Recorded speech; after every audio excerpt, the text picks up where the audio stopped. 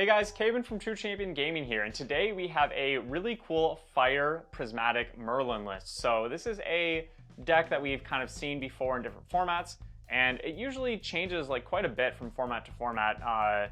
And we have a really cool one with the release of MRC. So let's go ahead and dive right into it. So we are playing Spirit of Fire, of course. We have considered Prismatic Spirit, not Prismatic Spirit, man, that would be busted. Fragmented Spirit, the one that you glimpse 6, you get the thing that lets you draw at a later level and everything.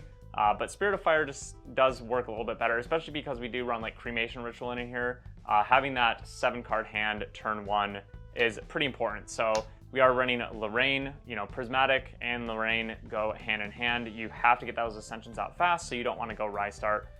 We only have one sword in here. You will get this out for free when you go level 1, which is why I'm talking about it right now. Pretty basic stuff. You get the sword out and you want to keep it alive, don't attack with it and break it. You're going to want to put it back with Ghost of Pendragon or Ascension. We have Merlin level 2. This is the only way to get to Merlin level 3. So, and this is pretty good right now. There's a lot of decks that are trying to utilize floating memory like Slimes and like Tristan. And even at fast speed floating memory like a Reclaim, you can still eat it up with the Merlin level 2. So very nice there. And then Merlin level 3. The main reason that we're doing this is you just get that card draw every other turn, really good. And then getting the extra levels lets you scale with Fireball for an inevitable win there. Then we have Prismatic Edge. So this is what I mean by Prismatic Merlin. This card is ridiculous, right? So you get to bring it out when it does enter the field. Each player will reveal all the cards in their memory, and then you get different effects based on if there's fire, water, or wind. Normally, most decks are only running one color. However, we built this deck in a way that you can run 4 wind and 4 water in this deck. So no matter, even if you're playing against Norm Slime, right? And obviously they have a lot of element cards in their deck list, but let's say your opponent just has 3 Norm cards down, which can happen in a lot of decks. You can actually still trigger all 3 effects of this, and once you get a Prismatic Edge with 2 or 3 effects resolved, the game gets a little easier usually. So that is kind of our win condition in the deck, but there are a couple other win conditions as well. Drawn Blade, you have so much floating memory in this deck. This is the heaviest floating memory deck that I've personally ever played. I don't really mess too much around with like the water mill, self mill kind of stuff. I know that obviously you can get pretty crazy there, but this deck's actually good. So just a little burning all the water players out there. But yeah, so once you get to level 3, I found myself just bringing out Drawn Blade like every single turn. The really insane thing is that compared to previous Prismatic Merlin decks, I've actually hard cast Prismatic Edge using floating memory after I've gotten to level 3 like multiple times, way more than I ever have in any other Prismatic deck. So that was also really cool to see. Really insane how much floating memory you get. We have Chalice of Blood in here. Honestly, I kind of have this because people are really disrespecting this card right now. No one's really running it, so it's not really on people's minds. I just think that I found the space for it. There's definitely other cards that you could play, but I really liked just kind of having this in here as a tricky little card. Backup Charger, we are running the famous Backup Charger and 1 Turbo Charge in the list. It's GCR 2.0 basically. Speaking of, 5 out of 5. And then we have Terrafring. A lot of ally decks going on right now, and yeah, it's just a good defensive card. Then we have Safeguard Amulet. Along with Terrafring, every single deck has basically been playing these for over a season and a half now. You're not really prioritizing bringing out Terraf or Safeguard in this deck. You'd rather go into a Sword or a Champion, but it's there in case you need it. Let's go ahead and have a few brief words from myself. Hey guys, don't forget to go check out our Patreon, linked in the description below. If you've been liking the YouTube content, we have a lot more content on Patreon. We make sure to load up the content over there and make you really feel like the money that you're helping support us with is worth it. Also, to help support us, please use our TCG player affiliate link in the description below. It comes at no cost to you. It just gives us a little bit of a kickback if you use our link. We also have a way for you to save money. If you use code TRUE5, all one word, at dragonshield.com, you are going to save 5% off your order and also help us make a little bit of money for our channel to keep upgrading camera equipment and all that stuff. We also have AMB pre-orders up live on our website, also linked below. Go check out that description. There's so many links, so many cool ways to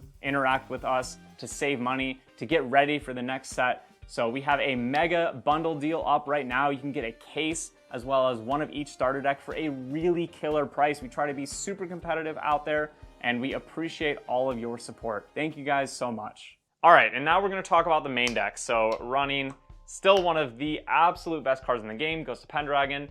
3/4 body for 2 cost, unreal stats there, and then you can return a Regalia and draw 2. It's a little weird because with Ascension, you also want to be returning Regalia, but Ascension will bring back a sword.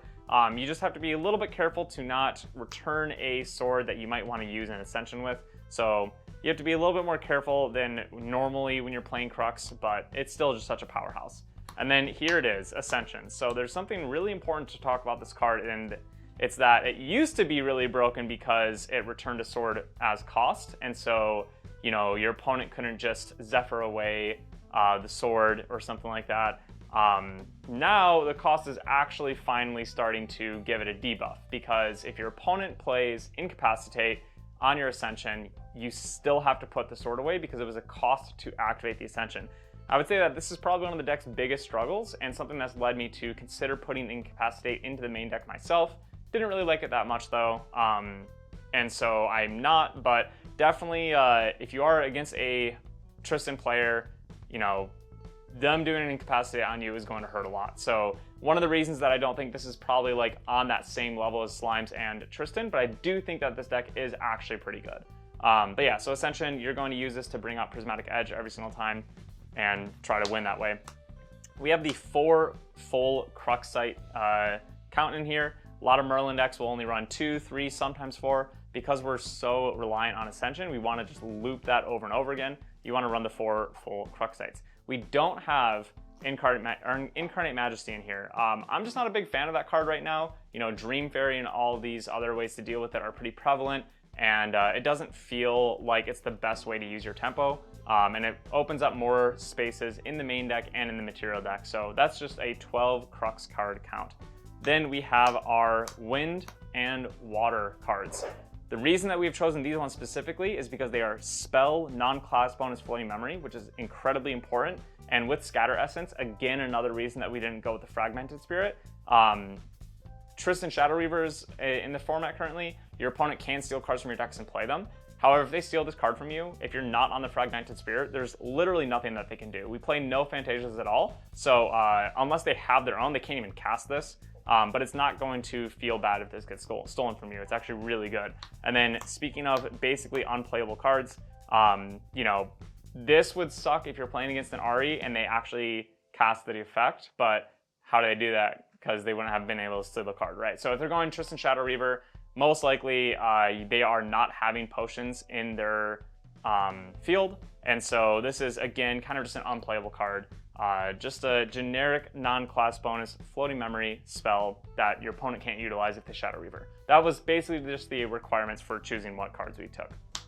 Like I said earlier, the Turbocharge, really good way to just draw extra cards. Honestly, this would be one of the lists that I would actually maybe bump it up to 2, but I'm keeping it at 1 for now. Most lists are only going to want to run Turbocharge, but I could see the argument for this list specifically to run 2. And then we have our floating memory. So Stalwart Shieldmate, really good defensive tool. There's a lot of like pressure coming at you. Using Stalwart Shieldmate, getting the extra life can be really good. And it's also a really good Cremation Ritual target. We don't have as many Cremation Ritual targets in here as I would like to, but that is one of the best ones, which is why it's in here. Then we have 4 Fast Cure, not really a card that you see as much as you used to. Again, really good defensive card if you need to, but you usually keep your influence pretty high actually, so you're not really using this for the effect, but it being a non-class bonus floating memory spell is why it's in here, and it's kind of the best one in case you do have the option to use it. But the reason that that card is mainly in here is because of the new card that really changed this deck around. Retold Fortune.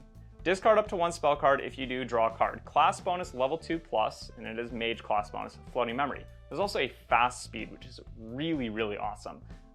This is going to let you discard the fast cures. This is going to let you discard wind and water spells in your hand. We run 4 of each. I forgot the names of the cards right now. But yeah, if you're against a really heavy wind count, you might not need that wind card, so just discard it. And then doing so is going to basically plus you 1. It is essentially another Creative Shock in the list, which is really good because of, you know, I mean, Creative Shock's on the watch list for a reason. It's a busted card, so I really like this in here. Another really nice thing is that, you know, you can't use this to get up to level 2. So floating memory is weird when you go to level 2 and then you like Dungeon Guide to 3. This unlocking at level 2 means that you can't use it before 2, obviously. So if you want a Dungeon Guide, you're not able to use it in that way. But because we're running Merlin specifically, if your opponent doesn't have a floating memory, this will always be able to be used by going to 2 and then eating this with your level 2, gaining your level counter, and then Dungeon Guiding. And you can still get that value from it. So it really, really fits with Merlin specifically. Then we have 4 Dungeon Guide, self-explanatory. And then we have a full 4 Resolute stand. So this number changed a little bit during testing. You know, I had like Focus Flames in the main. I was trying Purge, all that kind of stuff. I decided that just 4 Resolute stands was the way I wanted to go, the way that I wanted to handle aggro, and it's felt pretty good. Then we're finally going to get to our fire cards. For Creative Shock, I mentioned this earlier in the video, not going to spend a lot of time on it. It's just a very easy way to +1. It's on the watch list for a reason. You should probably know that card even if you're new to GA. A lot of people will play it. And then we have 4 Cremation Ritual, another way to +1 pretty easily. Not as strong in this deck as it is in others. A lot of other decks will play Witch, Stalwart, Flame Room, Honorable Vanguard sometimes, all that kind of stuff. We are only on Stalwart, so sometimes you're gonna be forced to cremate a Hasty or a Dungeon Guide or something like that. But the cycle of this card is just too strong to ignore, and so we are running it. And you still will get those hands where you go Stalwart, Cremate, turn 1, and your opponent goes, ah, typical fire player, I'm already gonna lose this game, right? They're already starting out with an advantage, so. 4 Hasty Messengers, again, the cycle is really important in this deck. We have so much floating memory, it's insane. So any card that reads discard a card, draw a card, it goes in the list basically. Except for Fiery Warcry, we're not putting that one in this one. And then we have 4 Fireball. Again, the reason to play Fire Merlin, right? The reason that we're choosing fire over any other color is Fireball, Cremation, Creative, all those kind of cards. So this is going to scale into a technically like infinite amount of damage, but yeah, you can close out a lot of games that you shouldn't be able to win with Fireball. This list gives you a lot of mixture of attack damage and spell damage because Ghost being a 3 attack can really threaten some damage. Merlin getting +2 attack, it can threaten some damage. You can do 7, 8, 9, 10 attack damage in one turn sometimes, or you can just Ascension, reveal fires, deal 3 damage with those, and follow up with fireballs and everything. So you can get a really good hybrid of damage. And then one thing to help, just because there are so many ally decks going around, Incendiary Fractal. So we like this card because it can replace itself and still kill off something. You're okay with swinging with your Sword of Seeking once because it has 2 durability. So a lot of things in this game have 3 health. You might find yourself doing a turn where you just go Incendiary Fractal, hit something for 2, swing into it with sword, pass, go up to level 3. So definitely one of the least good cards in the deck. I would say that this is the flex spot if you like the list, but you want to add in a new card. This is what I would cut first. So let's talk about the sideboard as well. We have 3 Reduced to Ash because it's a good generic fire sideboard card, I believe. And then the real meat and potatoes about this sideboard. I had to think about that saying. If you guys are new to this channel, I always mix up my my sayings. I almost said meat and bones because I think I've said that in like 3 videos, but that's not a real saying. Anyways, 4 Focus Flames. So against those decks that are really ally heavy, you know, there is some super scary allies out there. Focus Flames is pretty good. It doesn't really matter about the class bonus or not. Casting it even for 2 is fantastic and can help you in those ally matchups. Again, for the ally matchups, we have 4 Reprogram. Merlin's always going to struggle a little bit more with allies than other decks just because you have that card advantage over the slower decks and the inevitability with Fireball. So we are targeting the ally decks a little bit with that sideboard there. And then I do still have the 4 Incapacitate in the sideboard as well. Against the Trista matchup, this is a really important card. And while you're only casting it for 4 instead of the class bonus that Assassin gets, it's pretty necessary, especially when they're trying to incapacitate your Prismatic Edge. So, or your Ascensions, I should say. But yeah, I think this deck is competitive. I do think it's maybe more in the tier 2 era, but I think that with a lot of practice, a little bit of fine tuning and stuff, this could definitely be a tier 1 deck. I would expect to play against Prismatic Merlin, Ascension Merlin, whatever you want to call it, at a Ascent. Like I wouldn't say expect, I should say there's definitely a chance that you play against it at least one round. It is still a very, very strong deck, very strong archetype, and you should know how it works, you should respect it, and know how to play against it. So hopefully you guys can enjoy this list, and if you have any feedback about it, let us know in the comments below. Peace.